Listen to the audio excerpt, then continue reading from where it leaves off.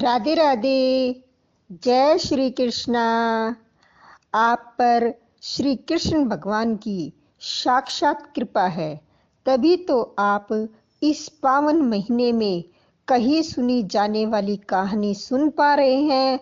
और कान्हा जी के श्री चरणों में आपके मंगल की मैं कामना करती हूँ। कान्हा आपको सदैव बहुत खुश रखे और आपके मन की हर इच्छा पूरी हो। जीवन में सुख शांति और संपन्नता का वास हो। बोलो विष्णु भगवान की जय, माता लक्ष्मी की जय। आज की वीडियो में मैं आपको बैसाख मास में रोजाना सुनी जाने वाली भगवान गणेश की कहानी सुनाती हूँ। उसके बाद बैसाख मास महात्म्य सुनाऊंगी। चलिए कहानी शुरू करते हैं। बोलो गणेश भगवान की जय, बैसाख मास के ठाकुर की जय। एक गांव में एक दादी पोती रहते थे, जिन्होंने गणेश भगवान की कहानी कहने और सुनने का नित्य नेम लिया हुआ था। वो रोज एक कलश में जल भरकर उसमें फूल रखकर कहानी कहा करती थी और भगवान गणेश का नाम लेकर अर्घ दिया करती थी। समय बीता, पोती जवान हुई और उसका विवाह हो गया। जब वो ससुराल जाने लगी, तब दादी ने उसे सिर्फ एक कलश में जल भर कर दिया और कहा, भगवान गणेश की कहानी का नेम कभी मत छोड़ना। जब पोती विदा होकर ससुराल चली गई और चलते चलते रास्ते में सोच रही थी कि ससुराल में जब सब पूछेंगे कि बहू क्या लाई हो, तो मैं क्या क्या बताऊंगी। गणेश भगवान ने सोचा कि यह लड़की बहुत परेशान है, मुझे इसके कष्ट मिटाने चाहिए। रास्ते में पोती ने गणेश भगवान की कहानी कहकर अर्घ दिया। जैसे ही उसने अर्घ दिया, वहां हीरे मोतियों का कुंड भर गया। हीरे मोती से भरे हुए कुंड को देखकर पोती बहुत खुश हुई और वो खूब गहने पहन ओढ़कर ससुराल पहुंची। वहां उसके ससुर ने उसकी सास से कहा, हमारी बहू तो बड़े घर से बहुत सारा धन लेकर आई है। इसके बाद ससुर ने कहा, तुम ऐसा करो, पड़ोसन के यहाँ से मूंग चावल मांग कर ले आओ और बहू के लिए कुछ भोजन वगैरह बनाओ, क्योंकि वो लोग बहुत गरीब थे। जब सास पड़ोस में जाकर मूंग चावल मांग कर लाई और उसकी सास मूंग चावल बनाने लगी, तो बहू ने कहा, माँ जी, आप ये मूंग की दाल और चावल मेरे कलश के जल से बनाओ। सास ने अपनी बहू की बात का मान रखकर कलश के जल से चावल और दाल बनाए। तभी चमत्कार हुआ। पूरी रसोई अनाज और तरह तरह के पकवान से भर गई। यह देखकर सास बहुत खुश हुई। उसने अपनी बहू से कहा, बहू आओ भोजन कर लो। तब बहू ने कहा, अभी घर के किसी ने भी भोजन नहीं किया, तो मैं भोजन कैसे कर लूं। मेरा तो गणेश भगवान की कहानी कहने सुनने का नियम है। तो सास ने कहा कि बहू मैं भी कहानी सुन लूंगी। फिर बहू ने कलश में जल भरकर उसमें फूल डालकर भगवान गणेश की कहानी कही। घर के सभी सदस्यों ने भगवान गणेश की कहानी सुनी। गणेश भगवान की कृपा से उनके घर में अन्न धन के भंडार भर गए। अब यह सब देखकर सास और भी अधिक प्रसन्न हुई और सास खुशी खुशी अपने पूरे मोहल्ले में गणेश भगवान का प्रसाद बांटने के लिए गई। तब उसके पड़ोसन ने कहा कि अभी तो तू हमारे घर से कुछ मांगने आई थी, चावल दाल, और इतनी जल्दी तेरे पास इतना धन कहाँ से आ गया। तो उसकी सास बोली, मेरी बहू रोज गणेश भगवान की कहानी कहती है और यह सब उसी कहानी का प्रताप है। सास की बात सुनकर पड़ोसन को भी बड़ी हैरानी हुई और उसने कहा कि मैं भी भगवान गणेश की कहानी सुना करूंगी। भगवान गणेश की कहानी कहने और सुनने से पड़ोसन का घर भी धन धान्य से भर गया। गणेश भगवान, जैसे आपने पोती को दिया वैसे अपने सभी भक्तों पर कृपा हमेशा बनाए रखना और कहानी सुनने वाले, हुकारा भरने वाले सबके भंडारे भरना। बोलो गणेश भगवान की जय। आइए अब सुनते हैं बैसाख मास महात्म्य का अध्याय 4। इससे पहले के अध्याय में आपने जाना कि बैसाख मास में स्नान दान का कितना अधिक महत्व है। जो मनुष्य बैसाख स्नान करता है वह इस जन्म में अनेक प्रकार के सुख भोगता हुआ वैकुंठ को प्राप्त होता है। अब आगे नारद जी कहने लगे, हे राजन, बैसाख मास सब धर्मों, सब प्रकार के तपों, सब महीनों और सब दानों से अधिक उत्तम क्यों है? सो सब हे महाज्ञानी, आप अब मैं तेरे सामने कहता हूँ, तू ध्यान से सुन।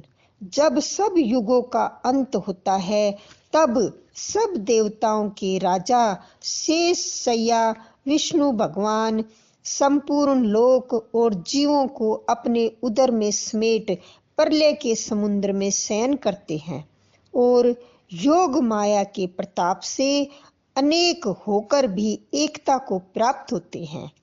एक दिव्य निमेष व्यतीत होने पर वेद प्रार्थना करके भगवान को जगाते हैं।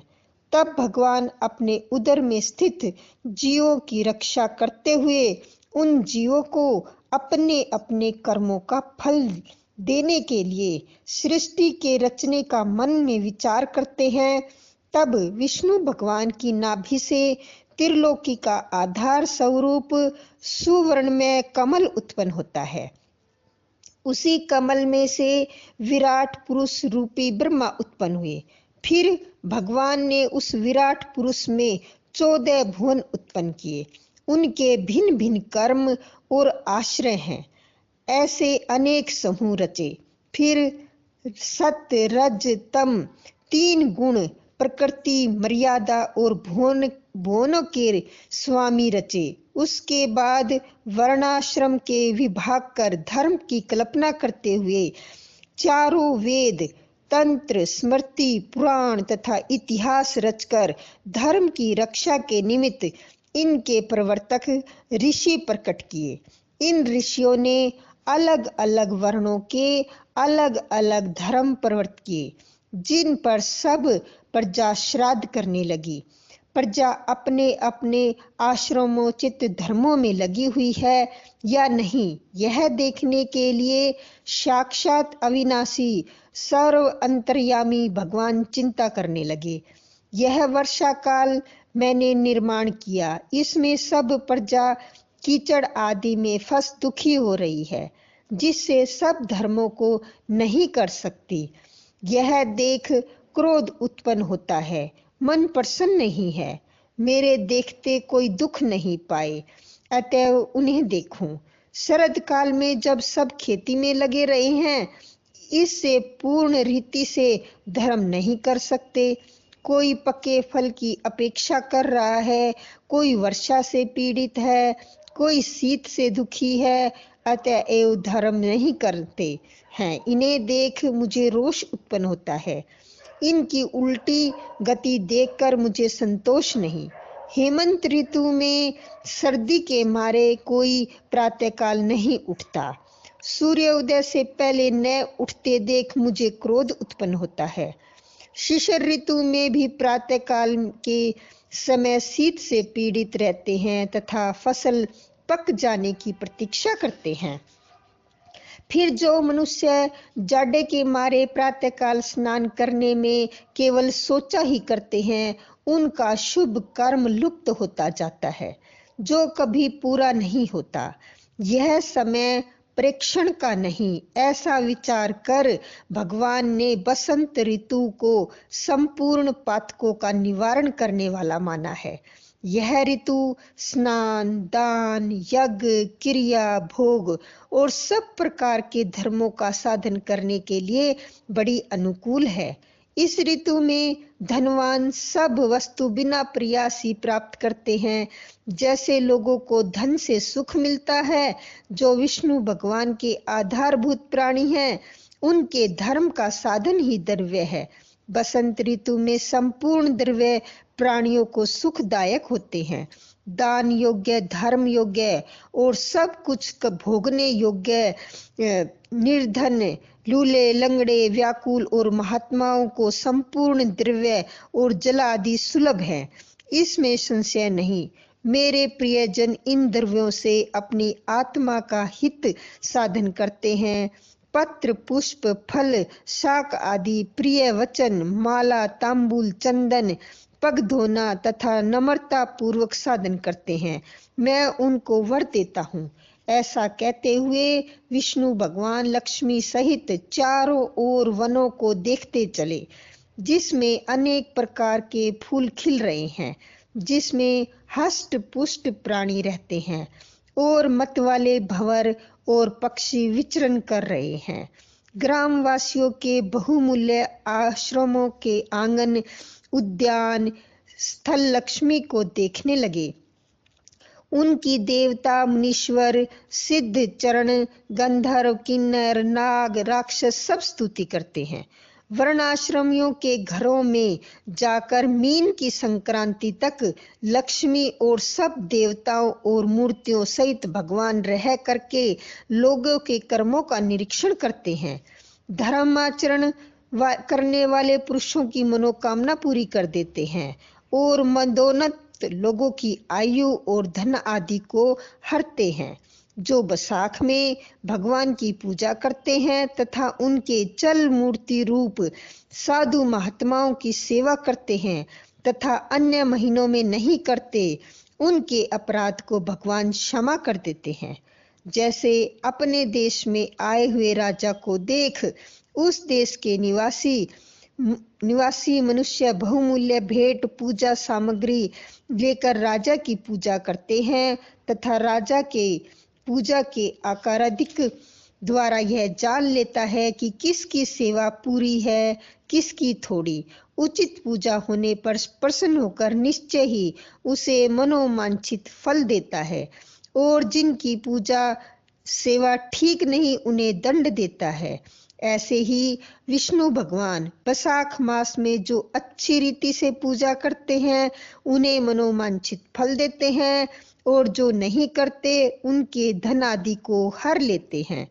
धर्म के रक्षक देव सांधर विष्णु भगवान इस मास में प्राणी की परीक्षा करते हैं, इसलिए यह महीना सबसे उत्तम है। बोलो विष्णु भगवान की जय, लक्ष्मी माता की जय। इससे आगे का अध्याय हम अपनी अगली वीडियो में सुनेंगे।